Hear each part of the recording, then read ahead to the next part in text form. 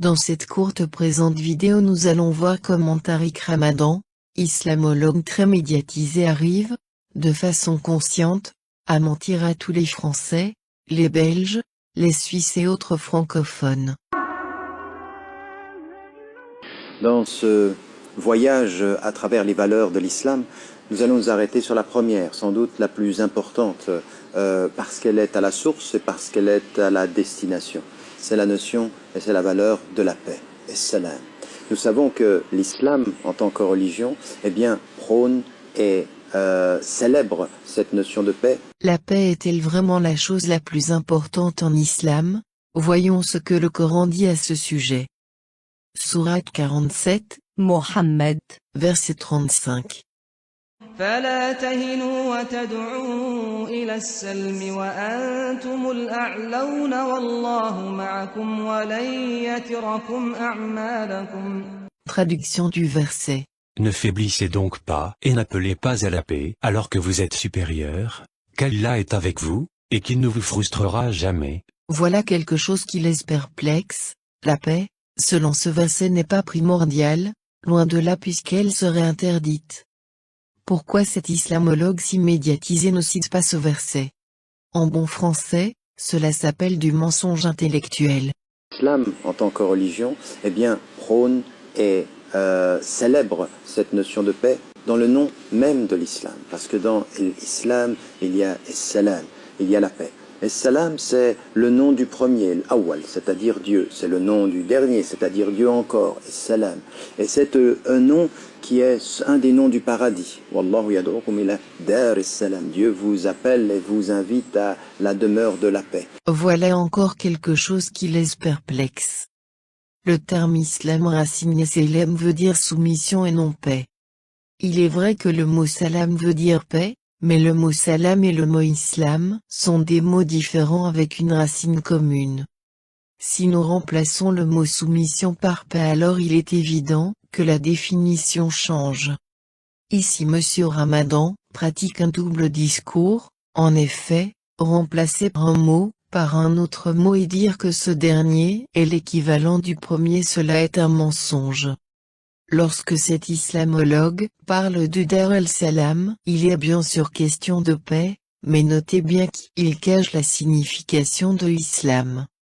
Dar al-Islam a une toute autre signification, littéralement c'est le pays de la soumission et non de paix. Pourquoi, et surtout comment confondre le mot islam et salam? Et ce qui nous est demandé dans notre vie, en tant que musulmane et en tant que musulman, c'est d'être en quête de paix. Cette paix, elle a le nom salam, elle a aussi le nom sakina. Quand il est dit dans le Coran,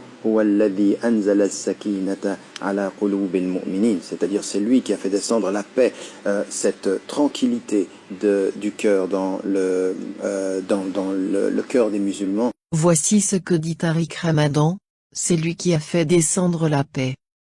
Cette tranquillité du cœur, dans le cœur des musulmans. Ce verset énoncé, comme il l'a dit, n'existe pas. Voici le verset dont Tariq Ramadan fait allusion. ثم أنزل الله سكينته على رسوله وعلى المؤمنين وأنزل جنودا لم تروها وعذب الذين كفروا وذلك جزاء الكافرين. Traduction du verset. Puis, Allah fit descendre sa quiétude, sa sakina, sur son messager, sur les croyants. Il fit descendre des troupes, anges, que vous ne voyez pas, et châtia ceux qui ont mécru. Telle est la rétribution des mécréants. La version est totalement différente. Où est la soi-disant paix descendue? Où est la tranquillité des musulmans dans un verset où il est dit totalement l'opposé?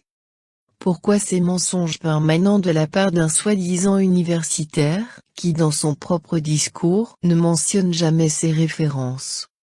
Le terme sakina n'a jamais voulu dire paix. Pour comprendre vraiment ce que ce terme signifie, il faut procéder à une exégèse interne, méthode utilisée par des islamologues tels que Blacher dans sa traduction du Coran, méthode utilisée par Édouard Marie Gallet. Cette méthode a été très fructueuse. Elle a permis entre autres à comprendre le vrai sens de kaf dans la même sourate, à savoir la sourate 9 au verset 40. Il est mentionné le terme sakina qui a pour traduction sérénité. Inna Allah ma'ana فأنزل الله سكينته عليه وأيده بجنود لم تروها. Traduction du verset. Allah fit alors descendre sur lui sa sérénité, sa sakina, et le soutien de soldats anges, que vous ne voyez pas. Dans la sourate 48, verset 18, il n'est pas question de paix mais de quiétude.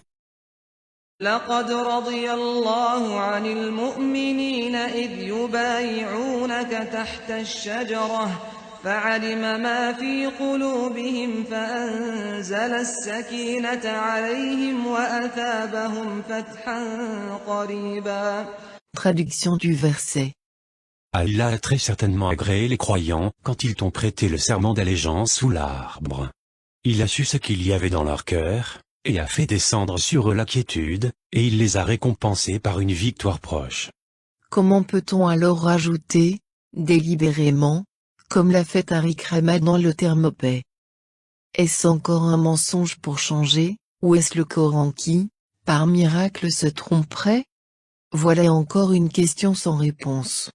Notre recherche de paix, elle doit être permanente, et cette paix, elle est intérieure, salamat al-nafs, la paix du cœur. Ramadan se base sur la sourate 13, verset 28 pour dire cela. الذين آمنوا وتطمئن قلوبهم بذكر الله ألا بذكر الله تطمئن القلوب. Traduction du verset. Ceux qui ont cru, et dont les cœurs se tranquillisent à l'évocation d'Allah. Il n'est pas question de paix, mais il est question d'être rassuré en entendant les paroles d'Allah. Pourquoi Tariq Ramadan est-il obligé de rajouter des mots dans le Coran? Le corpus coranique à lui-même ne suffit-il pas? La paix avec tous les éléments de la nature, c'est-à-dire la paix avec la création, la paix avec les animaux. Tariq Ramadan dit, tous les éléments de la nature doivent être respectés, même les animaux. Pourtant les hadiths Sahih Muslim rapportent que le messager d'Allah a dit, Gabriel m'a promis de venir me voir cette nuit, mais il n'est pas venu. Par Allah, il n'a jamais manqué à sa parole, le messager d'Allah a été triste ce jour-là. Il y avait un chiot sous sa tente. Il a ordonné de le faire sortir ensuite, il a pris de l'eau dans sa main et a aspergé l'endroit où était le chiot. Le soir, Gabriel est venu. Il lui a dit, tu avais promis de venir me voir hier. Il a répondu, oui, mais nous n'entrons pas dans une maison où il y a un chien ou une image. Le matin, le messager d'Allah a ordonné de tuer les chiens, y compris les chiens de petits vergers, mais il a épargné les chiens des grands vergers. Où est donc cette paix envers les animaux? Est-ce un mensonge, ou une erreur? Et puis la paix avec nos semblables. Que veut dire Tariq Ramadan par nos semblables?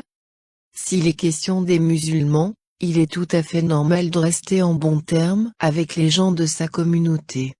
عن أبي هريرة رضي الله عنه قال قال رسول الله صلى الله عليه وسلم المسلم أخو المسلم.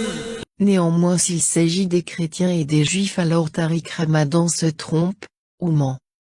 Le Coran est explicite sur ce point, les associateurs doivent être tués. Sourate 9. At-Tawbah. Verset 5. فإذا انسلخ الأشهر الحرم فاقتلوا المشركين. Traduction du verset. Après que les mois sacrés soient expirés, tuez les associateurs.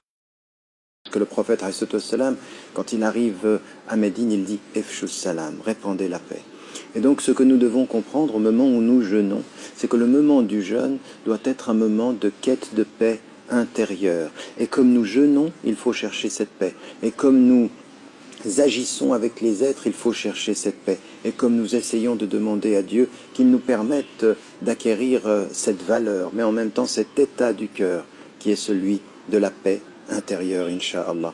Et donc, pendant tout le mois du Ramadan, chacun de ces jours de ce mois du Ramadan, il faut comprendre cette valeur comme étant l'élément ultime. En fait, tout notre cœur. Comme il a été dit au prophète alayhi salam au tout début de la révélation, quand il lui a été dit de répandre le message, au fond, ce que ce message doit être, au cœur de ce jeûne, c'est ce cheminement quotidien vers la paix.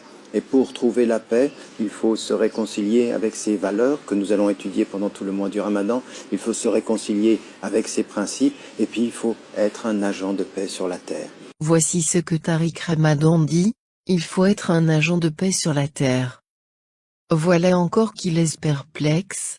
Le Coran dit absolument l'inverse. Sourate 2. Al-Baqarah. Verset 193.